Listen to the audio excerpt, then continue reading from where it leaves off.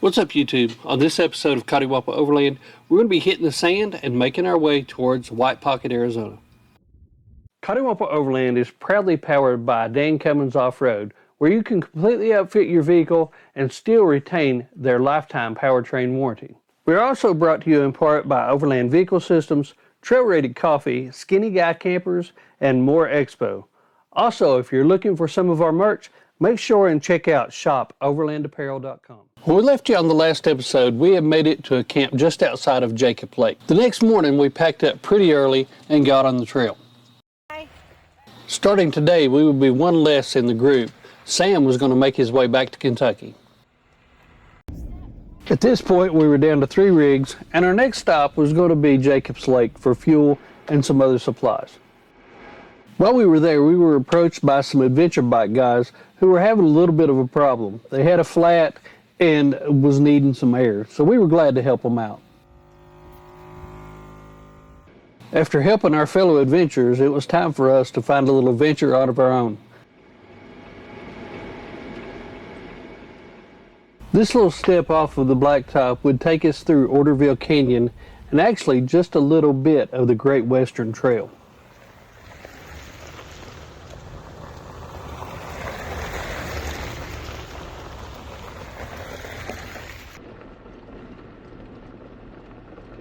Gosh, this is pretty. Very.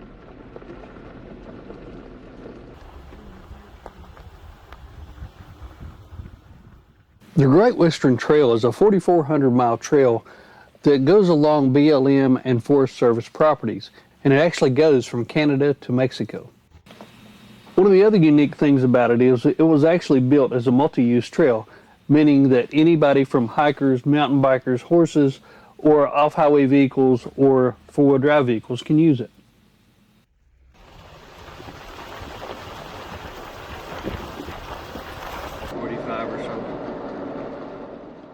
Once we got back on blacktop, we were anticipating the change in the scenery. We knew it was going to be just around a few corners before all of these pine trees was going to change to desert. It's not really that high. When it did change and we popped around a few corners, you could absolutely see forever. This was not one of those places where you could just drive through and check it out. We had to stop and really take it in. It's like overwhelming. It's so grandiose. Everything around here, like the Grand Canyon, everything's just so big and open. Yeah, exactly. I think when the traffic changes from that to that.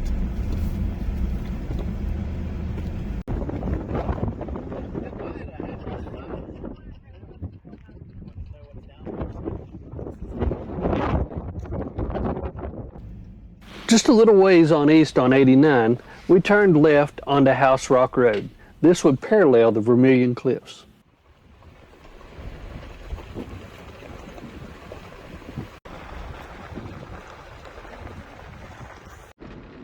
A couple miles or so up the road, we ran across this RV that appeared to be disabled. We offered to help them out, but they said they had the flat tire under control. Nothing like a flat in the middle of the desert, huh? Y'all need any help? No, thank you. Okay, you're welcome. Not too far after the RV, we decided to turn right and look for a trail that was a little bit more challenging. This trail would take us in the direction of the White Pocket, but it was certainly not the most direct route. And when we came across this sign, we definitely knew we were in the right direction.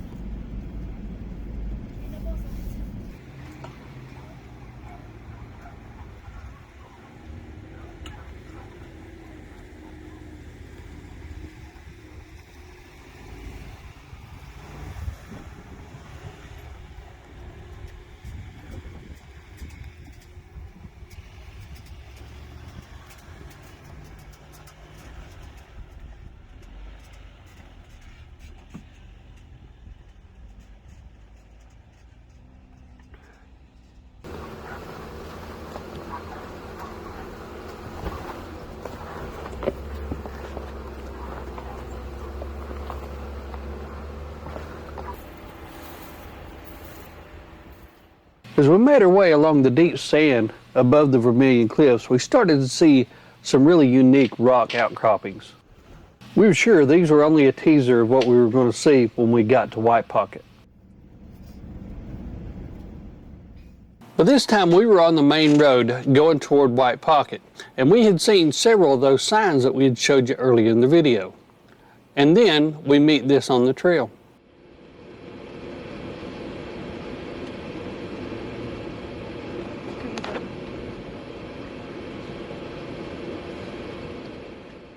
I'm not sure if you can see it in the video or not, but this guy is literally fighting this vehicle with both hands.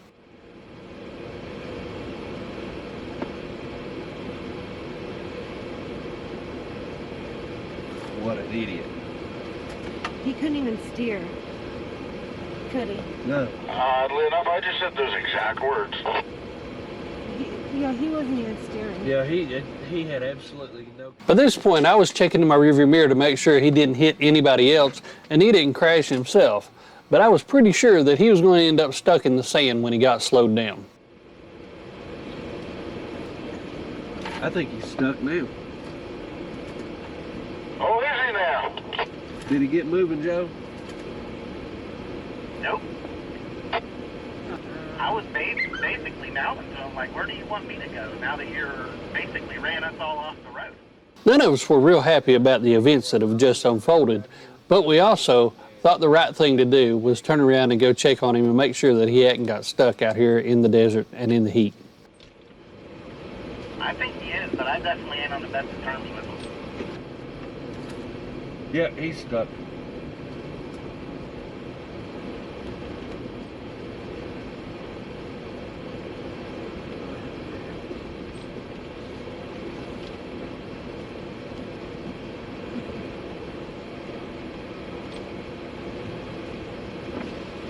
We thought that might have happened.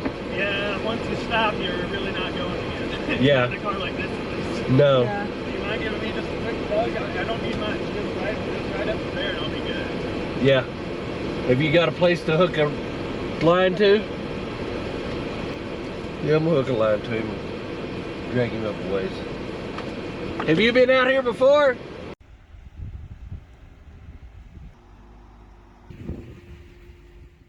It didn't take any effort at all to get him pulled out of there. We pulled him up onto a little bit more solid ground, and he said he was good to go from there, and we sent him on his way. As he drove off, I wondered if he had learned anything or if he was just going to expect everybody to get out of his way from here on out so he didn't have to slow down. Either way, we were on to bigger and better things. White Pockets was nearly in our sight.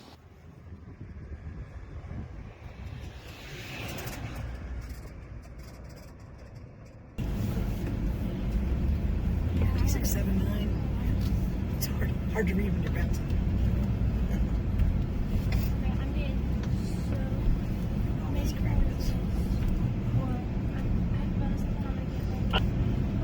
Look how pretty this is. Look at this, girls.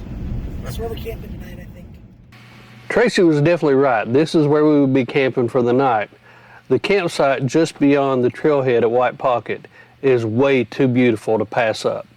So we set up camp and spent the rest of the afternoon just enjoying our surroundings.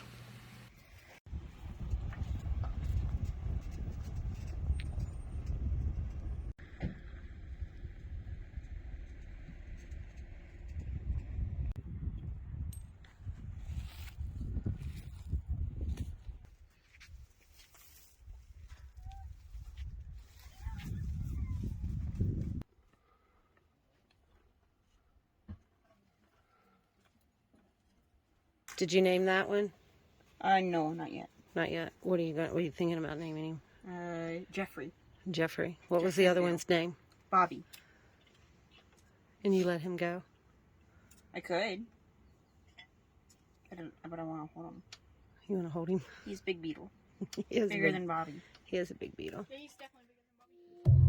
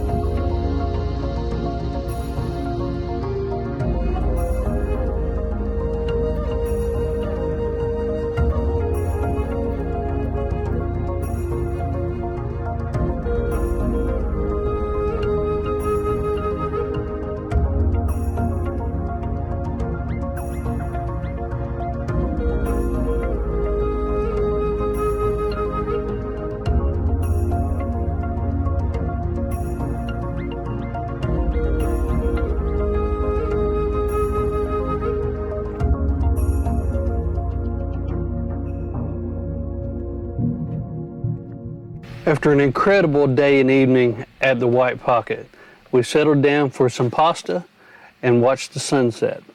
This was the end of a perfect day. We sure hope you've enjoyed following along with us on our journey so far. You don't want to miss the next episode when we go to the Cottonwood Canyon. Thanks again for watching, and let us know what you think in the comments below. Until next time, see ya.